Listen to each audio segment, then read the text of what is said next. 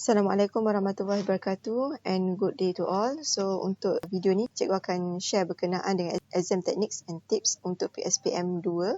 Alright, so these are all the topics that you've learned in this semester. Chapter 1 tak included in PSPM sebab dah ada dalam assignment.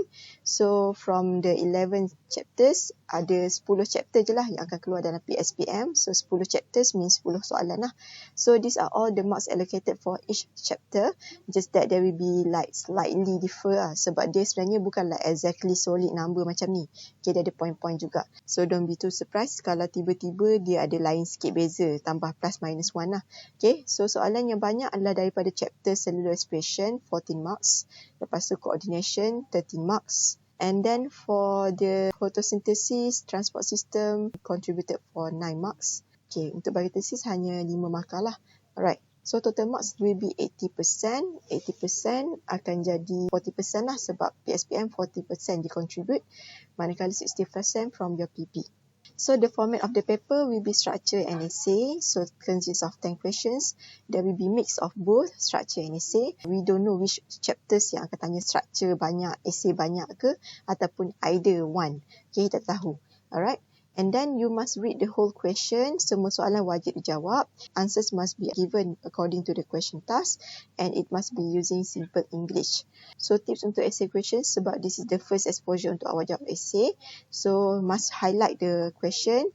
Okay, repeat reading question, underline the question task and find key point in the question. And then untuk language, use simple language. Dan tolong bagi relevant facts yang berkaitan dengan soalan tersebut. Write down important points dan kalau boleh plan dulu. Maksudnya awak buat dalam bentuk mind map dulu apa yang awak akan jawab untuk soalan tersebut. Sebab ni essay kan. Kita tak nak bila dah salah jawab tiba-tiba kena minta kertas lain pula. So dah bazir masa kat situ. Dan bila kita buat plan tadi dia akan bantu untuk kita systematic lah dalam organizing our answers. Selain pada itu, you should use simple sentence, simple but factual. Maksudnya dia bukan melirik macam soalan essay karangan BI tu, okay? Supaya examiner pun tak keliru dan mudah untuk cari jawapan lah untuk you guys punya points. Dan kemudian adalah you have to be concise in giving the points, able to present the facts correctly, use a simple sentence, straight to the point, okay? Just elaborate the answers according to the point. Tips yang seterusnya adalah spelling. Spelling mesti correct. Salah spelling, salah jawapan. It must be write down correctly. Okay, tolong alert berkenaan dengan scientific names. So remember genus, capital letter dekat first letter dan seterusnya adalah species dalam keadaan small letter dan kena dua-dua bin underline separately.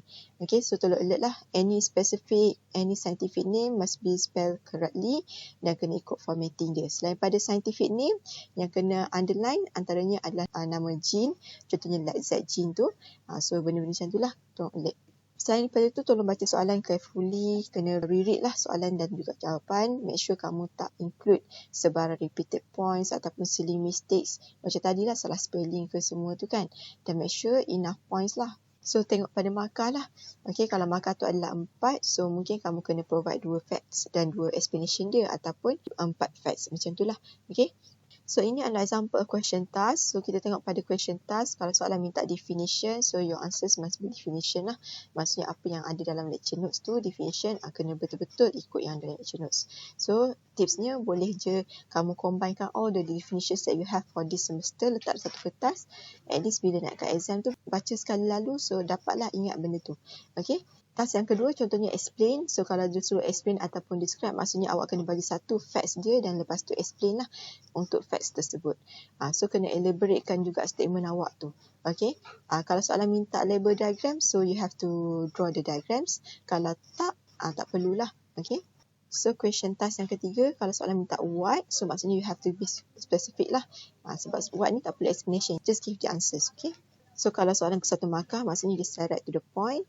Tapi kalau soalan tu macam panjang, so maksudnya macam ni, what happened in the heart during QRS complex. Sebenarnya what happened tu adalah proses. So kamu kena explain proses lah. So 1 markah, 1 point. Okay. Okay, seterusnya yang keempat, soalan kalau dia tanya why. So why ni pun sama juga macam what tadi, just direct to the answers. Okay, so kalau contohnya why is phosphorus important, so just direct je lah sebab markah pun 1 je kan. Okay.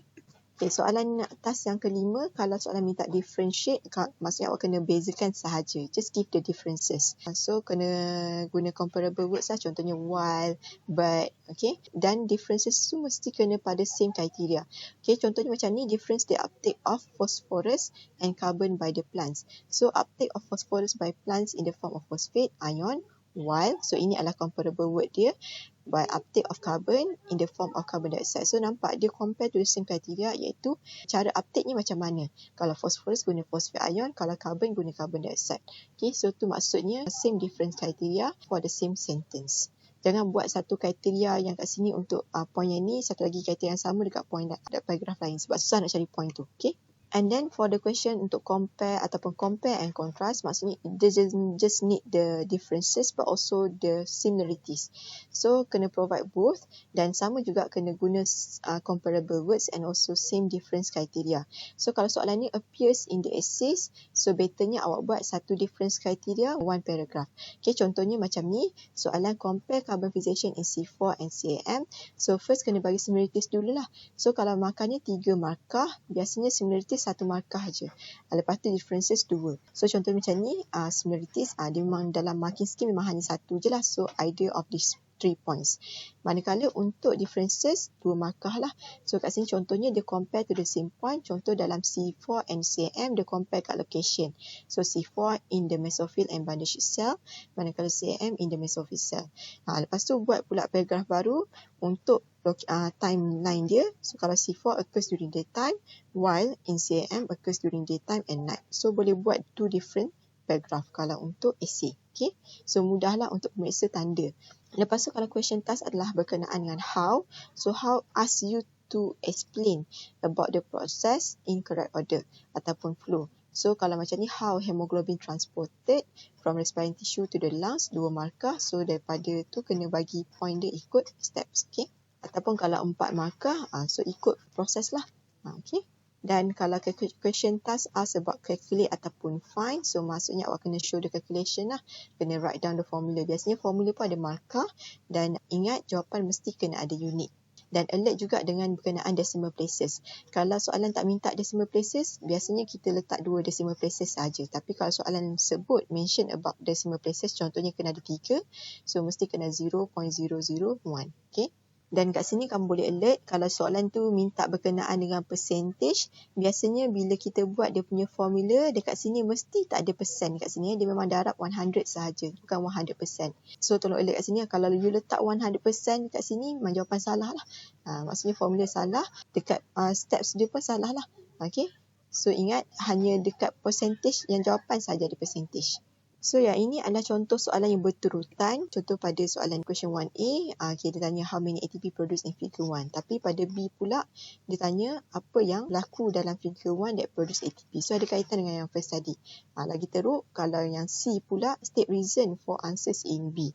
So kalau C ni dah salah, ini memang very high chance untuk salah juga. So please be careful in writing your answers and please think wisely before you answer it. Okay? Sebab biasa ada juga soalan berturutan macam ni. Ingat ni je yang salah, rupanya berturutan. Okay? So yang ini pula adalah contoh soalan K-part ataupun Hobbes question. Contoh, a damage of the inner membrane in the mitochondria causes the pH of area P to increase. What is the effect of this phenomenon to chemiosmosis? So kat sini biasanya soalan K-part dia still dalam syllabus, tapi dia suruh kamu think outside the box. So kat sini kenapa boleh pH dekat area P increase? Kamu kena fikirlah pH disebabkan oleh apa. So H+. So kalau pH increase maksudnya H+ kurang sebab dia jadi basic. So maksudnya apa yang kaitan dengan chemiosmosis. So kena think further. Right? So lepas tu adalah contoh soalan essay, explain the mechanism of synaptic transmission at muscle tissue. So kat sini ada 8 markah. So bila ni mechanism, it is the process. So kamu boleh expect lah ia adalah proses one by one. So kena ada 8 proses lah, kamu kena mention kat situ. So satu tu ada markah, 8 markah. Tapi biasanya proses yang ada dalam syllabus kita biasanya lebih daripada markah dalam essay tu.